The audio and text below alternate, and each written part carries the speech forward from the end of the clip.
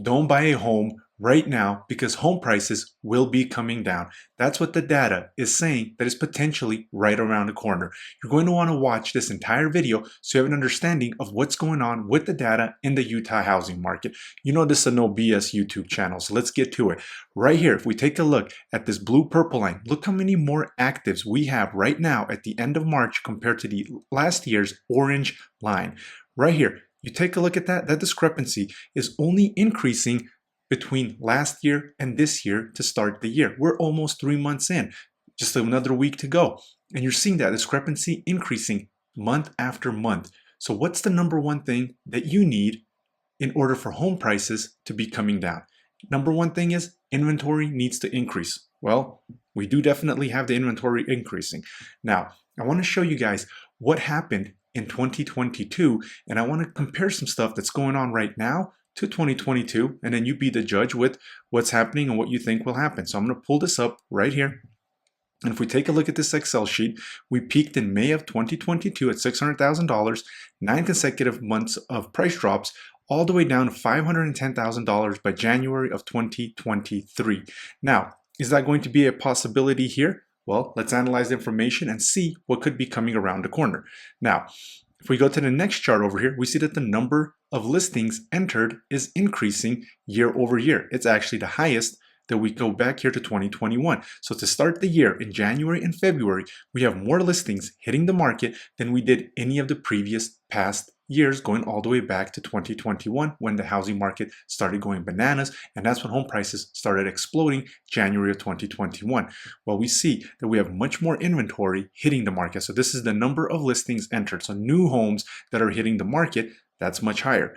Okay, what happened in 2022? The listings hitting the market was higher than in 2021. So we peaked right here in May, and then home prices started coming down. Well, you're seeing inventory increasing this year compared to the other years. So now that is a second thing that we have in common, and that right there is indicating that potentially inventory is going to continue accumulating as the year progresses.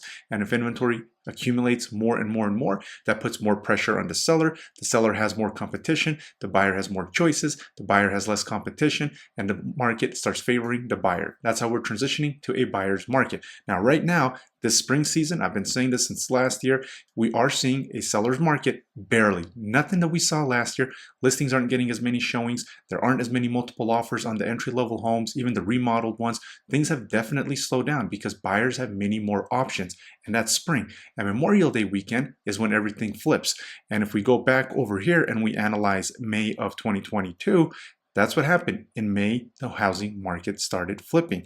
And that was the case in every year since 2022. May, Memorial Day weekend, is the first initial gauge in the market where it starts transitioning from a seller's market into a buyer's market. July is that second gauge, the 4th of July, and that's when there's much more inventory and less competition for buyers. Now, I want to analyze some more stuff here for you guys.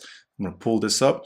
All right, so if we take a look right here, we see that March is going to be another month with more inventory. We have 4,146 units compared to last year, 4,492. And we have 7 more days to go. So this is going to end at over 5,000 compared to 4,500 last year. We're going to have over 5,000 this year in March. Another month with inventory being listed at a faster and higher pace, resembling 2022.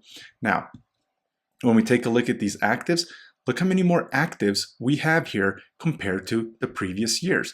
Essentially, when the housing market starts peaking over here and after the school year begins, September, October, and especially as we come to the holiday season, that's Halloween heading into Thanksgiving, that's when the market is really slow for sellers. Now, inventory is hitting at its lowest pace of the year as the holidays and winter come around. However, look where we're at right here with the actives. We're essentially where the peak is. And well, if we're at almost 11,000 units, at 10,500, 10,600, 10,700, so we're going to end March somewhere with 10,700, 10,800 units. Well, if that happens, we're almost at the peak of where these previous years were. Now, you have to ask yourself, if that happens here in April, well, how is May going to look? How is July going to look? And now, if we saw those price drops happening in the second half of 2022, smash that like button because nobody has your back like Linko the Realtor. Make sure you do that for me. I want to show you guys this here again, right here. Look at that. Right there, we're seeing these price drops. when you do need a realtor in Utah, you know who to call. You know who has your back. You know who has the data. And you know who gives you no BS data so that you know what's going on in the housing market and you can make those decisions for yourself. So analyze all of this as we're going through it. What do you think is going to happen, right? Now, if we go over here and we take a look at under contracts, well, under contracts have to be increasing in order for inventory, if it's coming at a higher pace, to start decreasing. And if under contracts are increasing, well, that means that there is a higher demand of buyers, and that's a good thing for sellers. Well, under contracts are actually at the lowest levels that they've been since 2021. Now, if you want to stay up to date with the housing market, I'm going to put a link down below in the comment and in the description. Make sure you sign up for that. And I'm going to be sending out 2 emails every month starting in April with what's going on with inventory year over year. And I'm going to have it broken down into separate counties as well as the price. Make sure you click that link down below, sign up for that so you can be a much more informed Utah home buyer. And if this trend continues, where under contracts are lower year over year, or the lowest part that we've had since 2021, and if you take a look at this red line right here of 2022, what happened? Well, we had a substantial decrease because we went from those 7,000 and 8,000 under contracts all the way down to 4,000 and something. So in 2022, we had a drastic decrease in under contracts, and we see that we have not recovered in 23, 24, 25 to those pandemic under contract numbers.